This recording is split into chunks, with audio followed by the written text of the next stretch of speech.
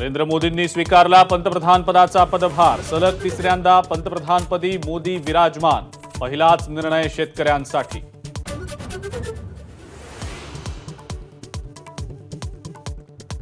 अजित पवार, एकनाथ शिंदे भाजपचे आश्रित। नकली शिवसेनेला एक राज्यमंत्रीपद फेकलं। अजित पवारांना तर भोपळा। खासदार संजय राऊतांची विखारी टीका।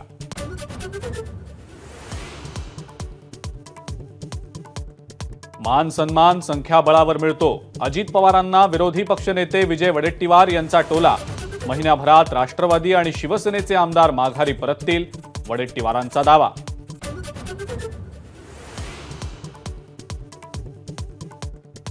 पन्नास खोके एकदम ओके ही जनतेला लागू होत नाही। जनतेनं धनशक्तीला नाकारलं, सुप्रिया सुळेंचा टोला।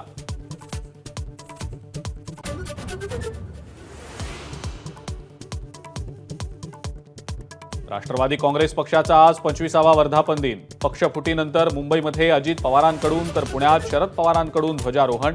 दोन्ही गटांकडून राज्यभरात विविध कार्यक्रमांचं आयोजन।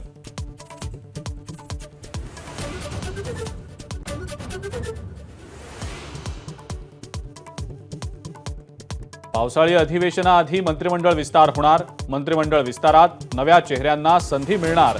चांगली कामगिरी न करणाऱ्या मंत्र्यांची खाती बदलणार।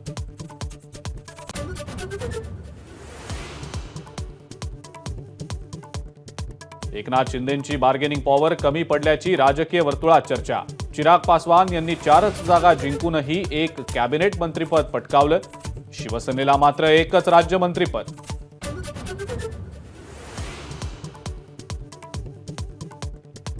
मरीन ड्राईव्ह ते वरळी हे अंतर केवळ 9 मिनिटांमध्ये पार पडणार। कोस्टल रोडचा दुसरा बोगता आजपासून सेवेत। आज मुख्यमंत्री करणार पाहणी।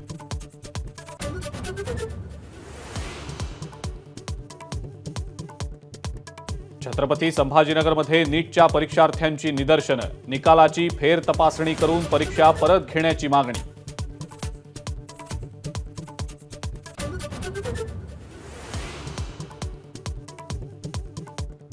चिपळूण गुहागर मार्गावरील रास्ता रोकोमुळे वाहन चालक आक्रमक। स्थानिक ग्रामस्थांचा रास्ता रोको मोडून काढला। चिपळूण पोलिसांची जास्तीची कुमक घटनास्थळी।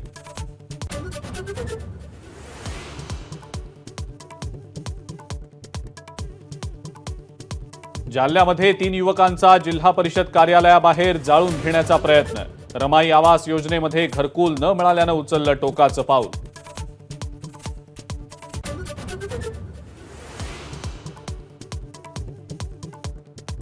ऐंशी ते 90 मिलीमीटर पाऊस झाल्याशिवाय पेरणी करू नका। कृषी विभागाचं शेतकऱ्यांना आवाहन। पेरण्यांची घाई न करण्याचाही दिला सल्ला।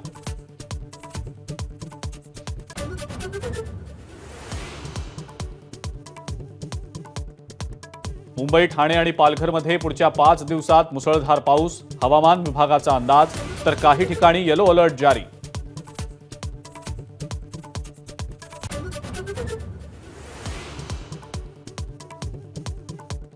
पुणे शहरासह जिल्ह्यामध्ये 34 वर्षांनी रेकॉर्ड ब्रेक पावसाची नोंद। गेल्या 9 दिवसात 209 मिलीमीटर पावसाची नोंद।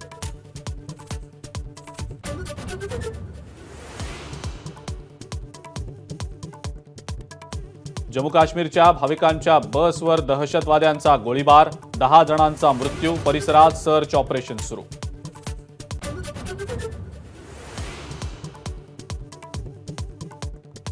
आणि T20 वर्ल्ड कपमध्ये भारताचा पाकिस्तानवर सनसनाटी विजय। 6 रन्सनं भारताची पाकिस्तानवर मात। लागोपाठ दुसऱ्या पराभवामुळे पाकिस्तानचं स्पर्धेतलं आव्हान संकटात।